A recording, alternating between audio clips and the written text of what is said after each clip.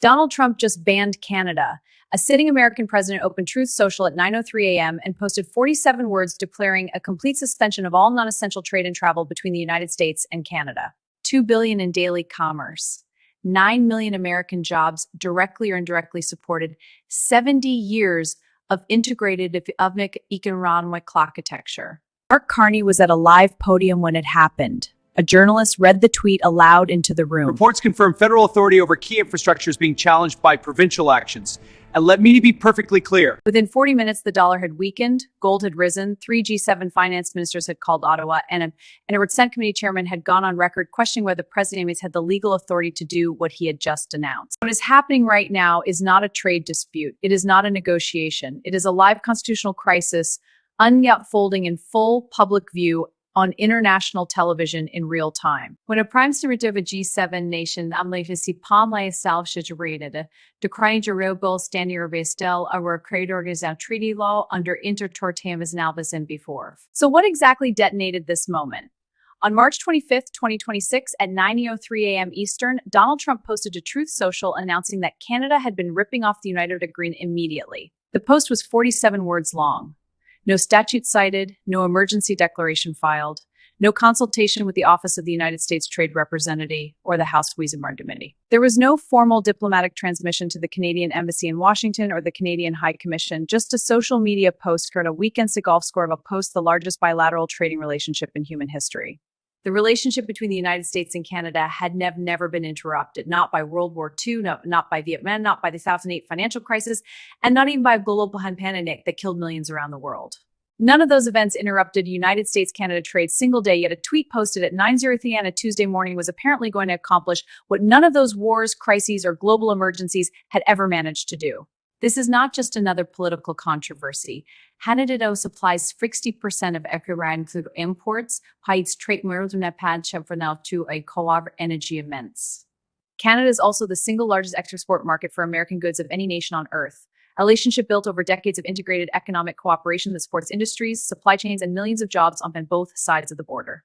The framework agreement that was demanded described by sources familiar with its contents as requiring Canada to set independent monetary policy, except under every pending US-Senka dispute challenge. It was not a negotiating position. It was a demand for capitulation dressed in the language of commerce, and when a prime minister being more calmly man, Allah live with what person at the tweet expected. Here's the full picture of what had been building to this moment. The trajectory from tariff escalation to trade ban had been accelerating for weeks. Driven by Canada's Sovereign Energy Declaration, these filings had collectively constructed a legal record of American treaty violations so comprehensive that Ottawa's Trade Council described it internally as the most documented case of executive branch treaty breach in the history of the agreement.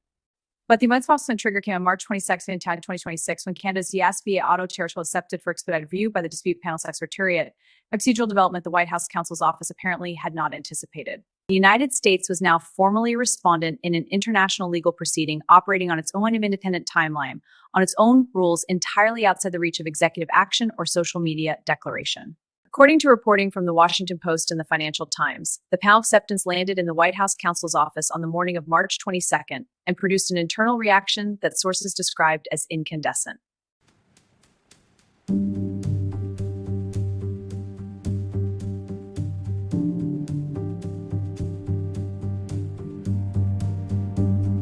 They believed that the sheer scale of the threat would substitute for the coherence of a legal strategy.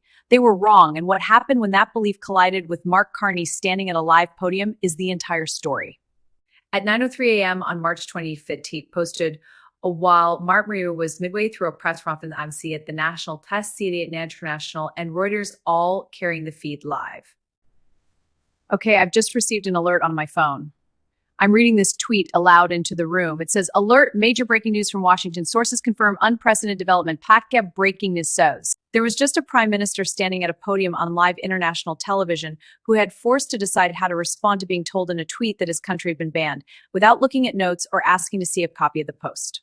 A social media post does not constitute a legal instrument under American domestic law, under international treaty law, or under the rules of the World Trade Organization. Canada will not be responding to a tweet. Canada will be responding to whatever formal legal instrument the United States chooses to transmit through proper diplomatic channels if one exists. If none exists, there is nothing to respond to. Canada is continuing to govern. Prime Minister, are you saying Canada is simply ignoring the President of the United States? I am saying that Canada applies the same standard to American communications that we apply to all sovereign communications. If it is a formal instrument with legal standing, we respond formally.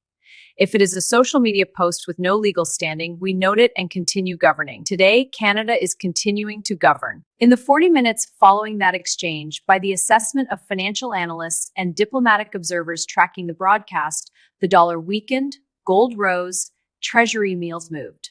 When those two signals arrived on the store during the same story from the same live analysis, the Paris G7 finance ministers called Ottawa within 40 minutes, confirming that Canada had the legal high ground. In Washington, senior staff inside the Treasury Department and the Office of the U.S. Trade Representative began quietly calling their Canadian counterpart from the wider more weight than any television. The answer from Ottawa was simple and repeated consistently across every call. No formal document had been received, no emergency tariff authority had been transmitted through diplomatic channels, and Canada therefore had no legal action to answer. That response began circulating inside Washington almost immediately, moving through the quiet professional networks of policy staff, legal advisors, and trade analysts who understood exactly what it meant for a major economic announcement to exist only as a social media post. Within an hour, the reality became unavoidable for officials inside multiple agencies. If no legal order existed, then no tariff could legally be enforced, and the statement Raktator was a declaration without a mechanism. Analysts watching the unfolding situation began describing it in precise institutional language, akin a gap between political messaging and legal reality that financial markets were now attempting to interpret. Commentators noted that the unusual calm from Ottawa was not accidental but strategic, signaling to markets and allies that Canada would anchor its responsibility in Lahori and document authority of last of social media escalation. By late afternoon, the story had shifted from the initial tariff threat to the institutional contrast now visible to everyone watching. A presidency communicating through impulse and a government responding through formal process, documentation, and legal structure. For experienced diplomats, the moment illustrated a familiar principle of international relations. The difference between a statement and an action is the legal authority that connects words to enforceable policy. Inside government offices across multiple countries, policy staff began drafting internal notes explaining the situation in clear terms. The administrative and legal machinery required to implement that tariff had not yet appeared. That distinction mattered enormously to trade lawyers, economists, and diplomats because it reacts to enforceable measures, written orders, and the institutional processes that transform political intent into binding action. By the evening of March 25th, it was clear that the 72-hour clock attached to the tweet that was ticking and meeting the world watching an unfolding constitutional and trade crisis in real time.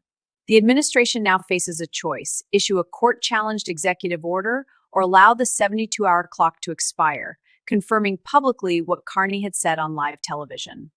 Congress's constitutional authority over trade is not subject to override by a presidential social media post. Any formal instrument that follows will be scrutinized for legal validity. So, on March 25th, the world learned that a presidential economic threat delivered through social media can be publicly accurate and immediately characterized as legally meaningless by a G7 prime minister on live international television. Financial markets confirmed that characterization within 20 minutes, while American businesses realized that the gap between presidential declaration and legal implementation created uncertainty, disrupted supply chains, and imposed economic costs even when the tweet never became law. Most consequentially, Canada learned that it could face down a presidential ban, characterize it accurately as legal international treasure enhanced, a lesson that would not make standard with this administration. This precedent means that the next time any administration applies a plan to any allied government exists, the legal framework Canada deployed going at the international coordination is established, and the precedent is set and not reversible. Beyond legal clocks and market reactions, this is about something that will outlast every specific episode in this confrontation by decades, where the discipline and strategic coherence while allies have constructed alternatives. Trump imposed auto tariffs. Carney retaliated in 9-minute access. Carney redirected supply to Pan-South Korea. Trump threatened energy tariffs. Carney declared energy independence and signed European LNG agreements. Trump issued an export sovereignty directive. Carney announced a prepositioned alternative supply partnership covering 94% of the target categories, finalized 3 days before the directive landed. Carney told international television that a tweet is not a law. At every single escalation, without exception, Canada's response was faster, more legally precise, more internationally coordinated, and more structurally permanent than the prior response, demonstrating a strategy executing against a plan that was working in the specific sense that mattered most. Canada has not capitulated, Canada has not been seen to capitulate, and the international community has progressively aligned with Canada's legal and procedural position at each successive stage of the confrontation. Here's where things stand right now. The The 72-hour clock is running, the administration has no clean legal instrument to implement the ban, and Canada has formally declined to treat the tweet as a legal instrument while continuing to govern. Three G7 allies have called Ottawa, 5 allied governments have convened coordination calls. A dollar is weaker, gold is higher, and a Republican Senate committee chairman has publicly questioned the legal authority behind the announcement. American businesses with Canadian supply dependencies are consulting lawyers. The international legal record Canada has been building since the first tariff escalation has never been more comprehensive or more consequential. Keep a close eye on 9:03 a.m. on March 28th, the moment the 72-hour clock expires, and the world will see whether a formal executive order appears before the deadline. If a formal executive order is issued before that deadline, the statutory authority it cites will immediately reveal how legally defensible the action is and how quickly a federal court challenge is likely to follow. If the deadline passes without a formal order, watch how the White House frames the non-implementation, because the framing will reveal whether the administration understands what just happened or is still operating under the belief that a tweet accomplished something. Trump imposed auto tariffs, Carney retaliated, Trump threatened wheat access, Carney redirected supply, Trump threatened energy tariffs, and Carney declared energy independence while signing European LNG agreements. Trump issued an export sovereignty directive. Carney announced a pre-positioned alternative supply partnership covering 94% of the targeted categories, finalized 3 days before the directive landed. Trump tweeted trade. At every single escalation without exception, Canada's response was faster, more legally precise, more internationally coordinated, and more structurally permanent than the prior response, executing a strategy against a plan that was working in the specific sense that mattered most. Canada has not capitulated, Canada has not been seen to capitulate, and the international community has progressively aligned with Canada's legal and procedural position at each successive stage of the confrontation. The 72-hour clock is running, the administration has no clean legal instrument to implement the ban, and Canada has formally declined to treat the tweet as a legal instrument while continuing to govern, leaving the world watching closely.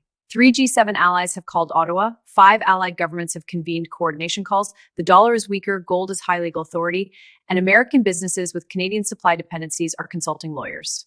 The USMCA dispute panel proceeding continues on its own timeline, entirely unaffected by anything appearing on Truth Social, and the international Canada's been buildation has never been more comprehensive or more consequential.